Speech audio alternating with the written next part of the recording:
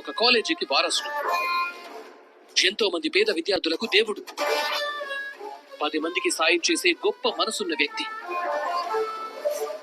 నా తమ్ముడి గురించి, తను చేసిన మంచి గురించి చెప్పడానికి రోజులు సరిపోవు, రాయడానికి పుస్తకాలు సరిపోవు. అంత పెద్ద చరిత్ర నా తమ్ముడిది. అవునా సార్? మీరు తన గురించి చెప్తుంటే నాకేదో తెలియని ఫీలింగ్ కలుగుతుంది. నాకు అతన్ని చూడాలనిపిస్తుంది సార్. ఇప్పుడు అతను ఎక్కడున్నాడు సార్? లేడు. నా తమ్ముడు చేసే మంచి ఆ దేవుడికి నచ్చలేదేమో, లేదంటే తన ప్రేమని మాకు దూరం చేయాలనుకున్నాడు ఏమో తెలియదు, కానీ నా తమ్ముడిని తన దగ్గరికి తీసుకెళ్లిపోయాడు. నిండా 25 ఏళ్లు నిండకుండానే నా తమ్ముడి జీవితం ముగిసిపోయింది. ఏంటి సార్ మీరు అంటుంది? అవును రంగా, తను చనిపోయాడు కాబట్టే ఇప్పుడు నీతో నాకు పని పడింది. నేనేం చేయగలను సార్? నువ్వు నా తమ్ముడు రిషిలా నటించాలి.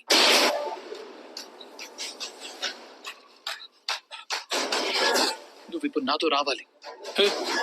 నేను రంగాను సార్, ఒకరిలా నటించడం ఏంటి? నేను నటించను. అలా అనొద్దు రంగా, నీకు దండం పెడతాను. నువ్వు ఆ పని చేయాల్సిందే. ఇప్పుడు మా కాలేజీ మా చేయి జారిపోతోంది. ఎంతో మంది స్టూడెంట్స్ రిషి కోసం ఎదురు చూస్తున్నారు. రిషి వాళ్ళ నాన్న అంటే మా బాబాయ్ కొడుకుపోయాడన్న బాధతో పచ్చి మంచినీళ్లు కూడా ముట్టుకోవటం లేదు. నేనంత దుఃఖంలో కూరుకుపోయినా. నువ్వు ఇప్పుడు రిషిలో మా ఇంటికి వస్తే అంత మంచి జరుగుతుంది. నువ్వు ఎంతో పెద్ద మేలు చేసిన వాడు అవుతావు. ఎవరికి? మీకా? కాలేజీకి, మా కుటుంబానికి, స్టూడెంట్స్ కి. నువ్వు ఇప్పుడు అక్కడికి వస్తే వాళ్ళు నీకు ఎవరి బాధ్యతను అప్పచెప్తారు? సార్, నేను ఆటో డ్రైవర్ని. నాకు పెద్దగా చదువు రాదు. ఎండి బాధ్యతలు సక్రమంగా నిర్వర్తించాలంటే ఇంగ్లీష్ రావాలి, పెద్ద పెద్ద చదువులు చదివి ఉండాలి, విద్య మీద పట్టు ఉండాలి. అవన్నీ నాకు లేవు సార్. నేను మీ తమ్ముళ్ళ ఉన్నానేమో కానీ అతనిలాగా నేను మారిపోవడం కష్టం సార్. అదే నిజమే. అయితే ఒక పని చెయ్యి. నువ్వు రిషిలో మా కాలేజీకి వచ్చి అక్కడున్న వాళ్లతో నాకు ఎండి బాధ్యత అప్పచెప్పమని చెప్పు. అలా చేస్తే మీరు ఎండి అయిపోతారు కదా? అవును, ఎండిని అవుతాను. కానీ నాకు ఆ పదవి మీద అసలు ఇంట్రెస్టే లేదు. కేవలం కాలేజీని కాపాడడం కోసమే ఆ పదవి చేపడతానంటున్నాను. ప్లీజ్ రంగా, ఒప్పుకో. ఒప్పుకోకపోతే ఏం చేస్తారు సార్? నేనేం చేస్తాను? ఏం చేయలేను. కానీ ఒక కాలేజీ భవిష్యత్తు, స్టూడెంట్స్ భవిష్యత్తు, ఒక తండ్రి జీవితం నీ చేతుల్లో ఉందని అర్థం చేసుకో. నువ్వు ఊరికే పని చేయాల్సిన అవసరం లేదు. నీకు డబ్బులు ఇస్తాం. 100,000 కాదు, 1,00,00,000 రూపాయలు. అక్షరాల 1,00,00,000 రూపాయలు ఇస్తాం. సరిపోదా? అయితే 5 కోట్లు ఇస్తాం.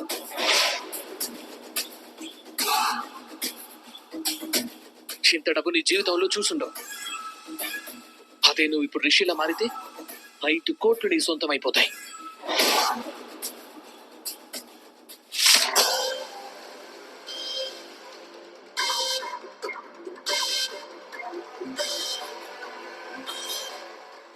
అసలు ఏం జరుగుతుందో ఇక్కడ? మనల్ని ఆ వసుధర్ని చంపని చెప్పి ఆ ఆటో వాడితో ఆ వసుధర్ని కాపాడుతున్నాడనా? అసలు వీడే మనతో గేమ్ ఆడుతున్నాడు అనుకుంటానా? నేను అలా చేయను సార్. డబ్బుతో ఈ రంగాన్ని కొనలేరు. ఇక నన్ను వదిలేయండి, ఉంటాను సార్.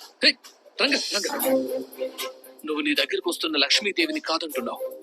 సార్, నా స్వార్థం కోసం నేను ఎవరిని మోసం చేయలేను. అలా అనుకోవద్దు రంగా.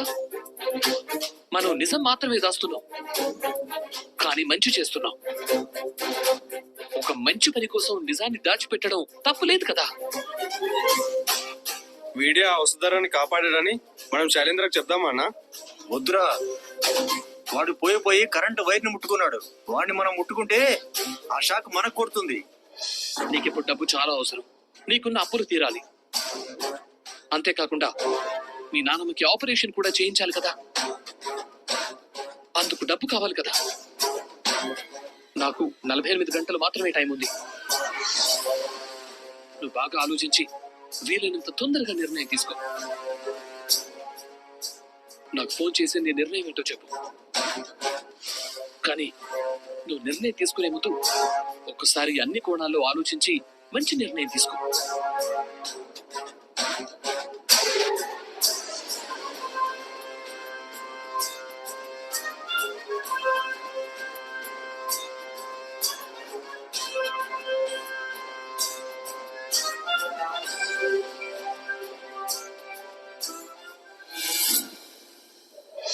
ఏంటి 5 కోట్లు ఆఫర్ చేసావా?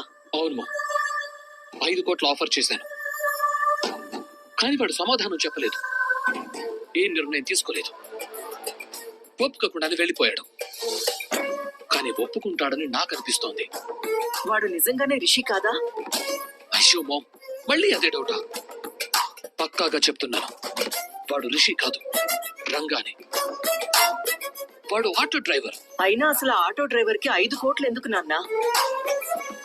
వాడికి 5 కోట్లు హ్యాండిల్ చేయడం కూడా రాదు. మామ్, వాడిప్పుడు ఆటో డ్రైవర్ కావచ్చు మామ్.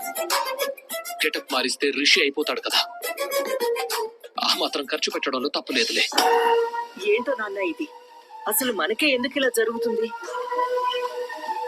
అందరూ కలలు కంటున్నారు, వాటిని అతి త్వరలోనే నెరవేర్చుకుంటున్నారు. కానీ మన కల మాత్రం సంవత్సరాలు గడిచిపోతున్నా కానీ నెరవేరడం లేదు. మన లక్ష్యాన్ని చేరుకోలేకపోతున్నాం. ఆ ఎండి సీటు కోసం ముందు ఎంఎస్ఆర్ తో చేతులు కలిపాం,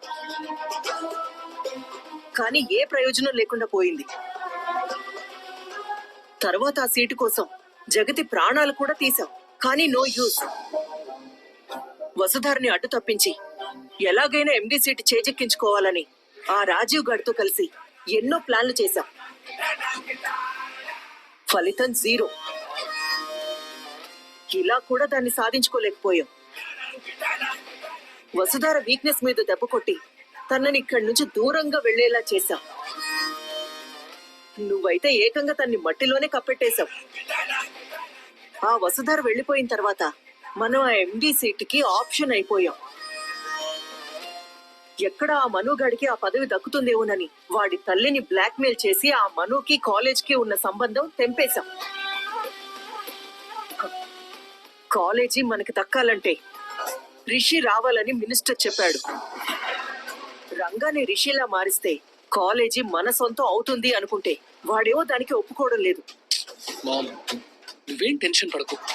టెన్షన్ పడకుండా ఏం చేయమంటావు నాన్న? మనం అనుభవించాల్సిన పేరు ప్రఖ్యాతులు ఇన్నాళ్ళు వేరే ఎవరో అనుభవించారు. మనకి దక్కాల్సిన పదవులు ఇన్నాళ్ళు పరుల పాలయ్యాయి.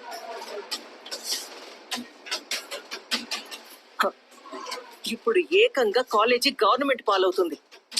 అలా ఏం జరగదు మామ్, మన ప్లాన్ సక్సెస్ అవుతుంది. నాన్న, వాడికి అంత డబ్బు ఆఫర్ చేస్తేనే సైలెంట్ గా ఉన్నాడంటున్నావు కదా, ఇంకసలు ఎలా మన ప్లాన్ సక్సెస్ అవుతుంది? ముందు వాడు ఒప్పుకోకపోయినా తర్వాత చాలా జాగ్రత్తగా ఆలోచించి ఒక నిర్ణయం తీసుకుంటాడు. ఆ నిర్ణయం మనకు అనుకూలంగానే ఉంటుంది. నువ్వు చూస్తూ ఉండు మామ, వాడే నాకు కాల్ చేస్తాడు. మన డీల్ ఒప్పుకుంటాడు. ఆ తర్వాత కాలేజీ మన సొంతం అవుతుంది. జరిగేది ఇదే. నువ్వు నిశ్చింతగా ఉండు, ఎలాంటి భయాలు పెట్టుకో. వీళ్ళు మళ్ళీ ఏదో ప్లాన్ చేస్తున్నారు. కాలేజ్ని సొంతం చేసుకోవాలని ఏదో కుట్ర పన్నుతున్నారు. దేవుడా, కాలేజ్ వీళ్ళ చేతుల్లోకి వెళ్లకుండా కాపాడు.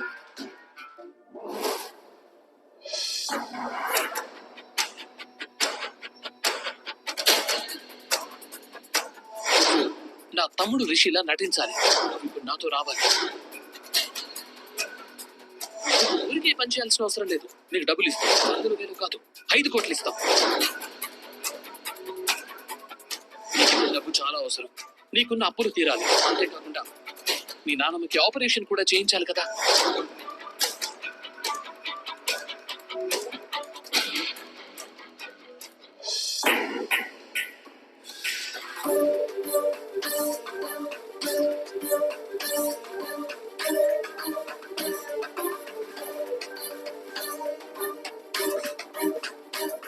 ఏంటి సార్ అలా చూస్తున్నారు? అలా అంటే ఎలా చూస్తున్నాను? కోపంగా చూస్తున్నారు. సాకులు వెతుక్కుని పారిపోయే వాళ్ళని చూస్తే నాకు కోపం వస్తుంది. మీరు నన్నే అంటున్నారు కదా సార్? లేదు మేడం గారు, మిమ్మల్ని నేను అంత మాట అంటానా? మరి ఎవరిని అంటున్నారు? నాకు తెలిసిన వాళ్ళు, నా మనసుకి బాగా కావాల్సిన వాళ్ళు అలా చేశారు మేడం గారు. వాళ్ళ మీద నాకు కోపం వచ్చింది, అందుకే అలా చూశాను. ఇక్కడ నేను తప్ప ఎవరు లేరు సార్. అంతేకాకుండా మీరు నన్నే కోపంగా చూశారు. నేను చూసింది నిజమే మేడం, కానీ మిమ్మల్ని కాదు. మీలో ఆ మనిషిని ఊహించుకుంటున్నాను. నాకు అర్థమైంది సార్. మేడం గారు, మీరు నా నోటితో నేనే రిషి సార్ అని చెప్పించాలి అనుకుంటున్నారు కదా? మీరు అదే పనిలో ఉండండి మేడం గారు, నేనేం కాదనడం లేదు. కానీ అక్కడ జరగాల్సింది జరిగిపోతూనే ఉంటుంది. మీ కాలేజ్ గవర్నమెంట్ హ్యాండ్ ఓవర్ చేసుకుంటుందన్నా మీరు పట్టించుకోరు. మీ మామయ్య వాళ్ళు ఎలాంటి సిచ్యువేషన్ లో ఉన్నారనేది మీకు అవసరం లేదు. స్టూడెంట్స్ భవిష్యత్తు గురించి అయితే మీరు అసలు ఆలోచించరు. ఎందుకంటే వాటన్నిటికంటే మీకు ముఖ్యమైన పని ఇక్కడ ఒకటి ఉంది కదా, ఈ రంగాన్ని రిషిలా మార్చడం. ఎందుకు సార్ అలా మాట్లాడుతున్నారు? మేడం గారు, నేను మిమ్మల్ని హర్ట్ చేయడం లేదు. మీ ప్రవర్తన ఎలా ఉందో చెప్తున్నాను. మీరెంత స్వార్థంగా ఆలోచిస్తున్నారో చెప్తున్నాను. నాది స్వార్థం కాదు సార్. అసలు మీరెందుకు నా పరిస్థితి అర్థం చేసుకోవడం లేదు? సరే మేడం గారు, మీ దృష్టిలో నేను ఎవరిని? పర్లేదు చెప్పండి మేడం గారు. రిషి సార్. అంటే నేను మీ రిషి సార్నని మీరు నమ్ముతున్నారు కదా? పక్కాగా నమ్ముతున్నాను సార్. అలాంటప్పుడు రిషి సార్ ఇక్కడ ఉన్నాడని మీ వాళ్ళకి ఎందుకు ఇన్ఫర్మేషన్ ఇవ్వట్లేదు? మీరు కాదంటున్నారు కదా సార్? అంటే నేను కాదంటున్నాను కాబట్టి ఆగిపోయాను అంటున్నారు. అవును సార్. మరి ఈ ప్రపంచం మొత్తం మీ రిషి సార్ చనిపోయాడని చెప్పినప్పుడు మీరెందుకు వాళ్ళ మాటలు నమ్మట్లేదు? అక్కడి నుంచి ఎందుకు వచ్చారు? అది వేరు ఇది వేరు సార్. మీరే రిషి సార్, ఇందులో మరో మాట లేదు. మీరు అంత గట్టిగా నమ్మినప్పుడు నా మాటలతో మీకేం పని లేదు. మీ వాళ్ళకి చెప్పి వాళ్ళని ఇక్కడికి తీసుకురావచ్చు కదా, కానీ తీసుకురాలేరు. ఎందుకు? నేను చెప్పనా? ఎందుకంటే నేనే మీ రిషి సార్నని మీకు ఇంకా క్లారిటీ రాలేదు. నన్ను రిషి సార్ అనుకుంటున్నారు అంతే. అదేం లేదు సార్. మీరే. ప్లీజ్ మేడం గారు, నేను చెప్పేది వింటారా? చెప్పండి సార్. నేను ఇక్కడే ఉంటాను, ఎక్కడికి పారిపోను. మీరు నేనే మీ రిషి సార్ అని అంతగా నమ్మితే ఏ రోజైనా అది నిరూపించుకోవడానికి అవకాశం ఉంటుంది. కానీ ఒక్కసారి కాలేజీ చేయి జారిపోయిన తర్వాత దాన్ని తిరిగి మన సొంతం చేసుకోలేము. నేను ఎందుకు చెప్తున్నానో బాగా అర్థం చేసుకోండి మేడం గారు. నా మాట విని మీరు అక్కడికి వెళ్ళండి. మీరు అక్కడికి వెళ్తే కాలేజ్ సమస్య తీరిపోతుంది. మీ భర్త రిషి సార్ ఎంతో నమ్మకంతో ఆ కాలేజ్ని మీకు అప్పచెప్పారు కదా మేడం గారు. అతని నమ్మకాన్ని ఒమ్ము చేయకండి. మీరు వెళ్ళి మీ కాలేజ్ని కాపాడుకోండి మేడం గారు.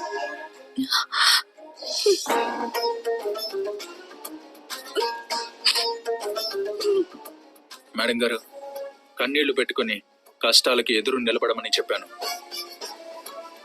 అంతేకాని కన్నీళ్లతో ఎదుటి వాళ్ళ మనసు మార్చాలని చెప్పలేదు. ఇప్పుడు మీరు కన్నీళ్లు పెట్టుకోవడం వల్ల ఏ ప్రయోజనం ఉండదు.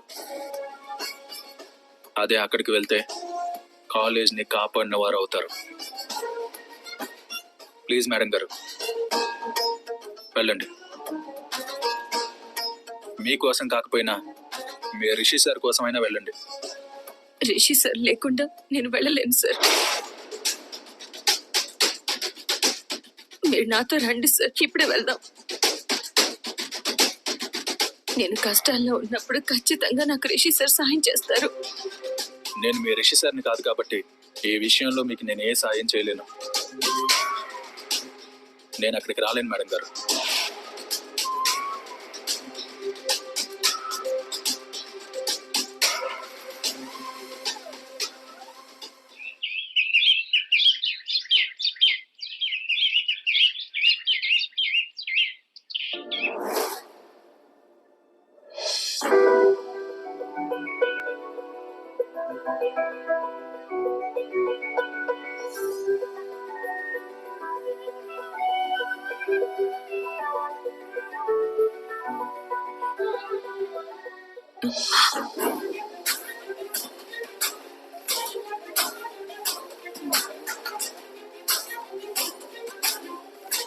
నా రింగ్ ఇక్కడెక్కడా లేదే. ఎక్కడ పడిపోయి ఉంటుంది? హ, ఒకవేళ హాల్లో ఏమైనా పడిపోయి ఉంటుందా?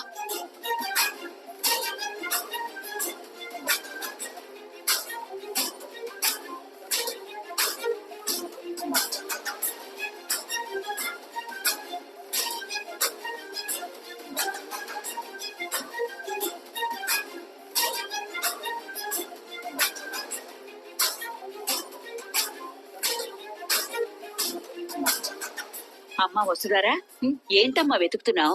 నా రింగ్ ఎక్కడో పడిపోయింది బామ్మ. అవునా? అంతా చూసావా? చూశాను బామ్మ, ఎక్కడా కనిపించలేదు.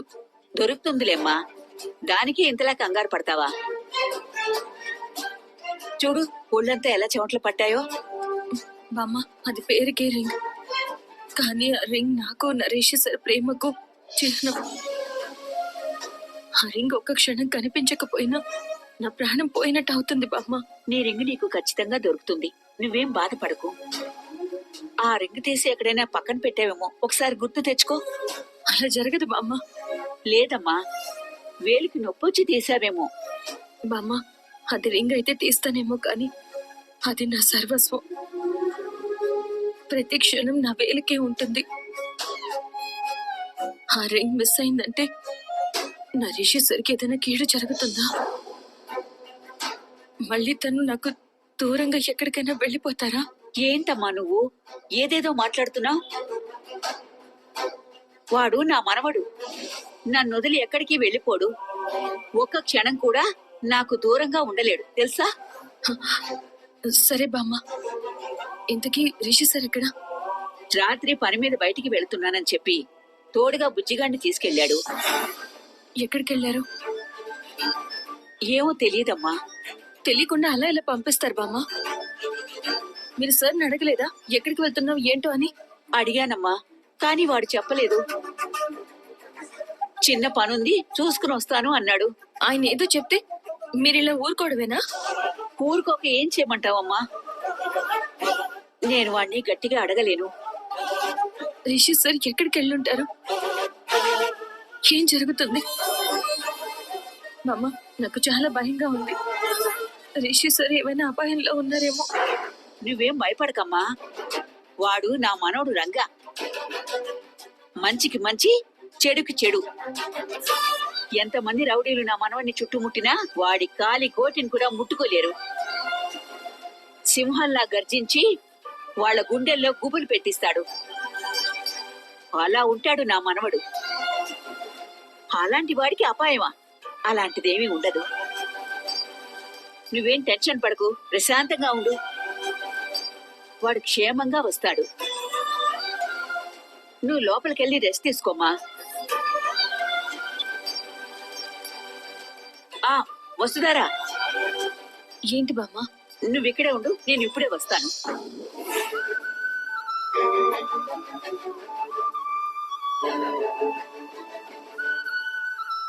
అమ్మా, నీకు రంగా ఈ బాక్స్ ఇవ్వమని చెప్పాడు.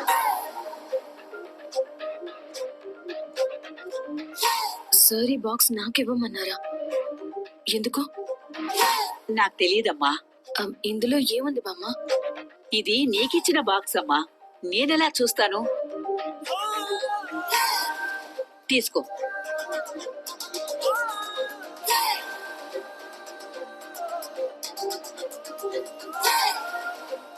ఏంటిది? అసలు సార్ ఎక్కడికి వెళ్ళుంటారు?